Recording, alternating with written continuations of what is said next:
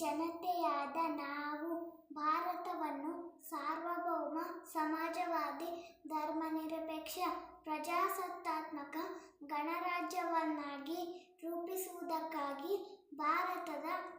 ಎಲ್ಲ ಪ್ರಜೆಗಳಿಗೆ ಸಾಮಾಜಿಕ,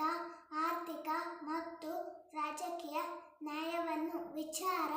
ಅಭಿವ್ಯಕ್ತಿ, ನಂಬಿಕೆ, ಧರ್ಮ ಮತ್ತು ಉಪಾಸನೆಯ ಸ್ವಾತಂತ್ರ್ಯವನ್ನು, ಸ್ಥಾನಮಾನ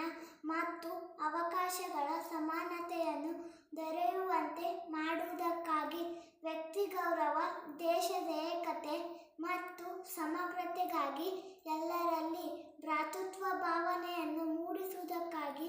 ದೃಢ ಸಂಕಲ್ಪ ಮಾಡಿ ಈ ನಮ್ಮ ಸಂವಿಧಾನ ಸಭೆಯಲ್ಲಿ 1949ನೇ ಇಸವಿಯ ನವೆಂಬರ್ ತಿಂಗಳ 26ನೇ ದಿನದಂದು ಈ ನಮ್ಮ ಸಂವಿಧಾನವನ್ನು ನಮಗೆ ನಾವೇ ಅರ್ಪಿಸಿಕೊಂಡು ಅಂಗೀಕರಿಸಿ ಶಾಸನವಾಗಿ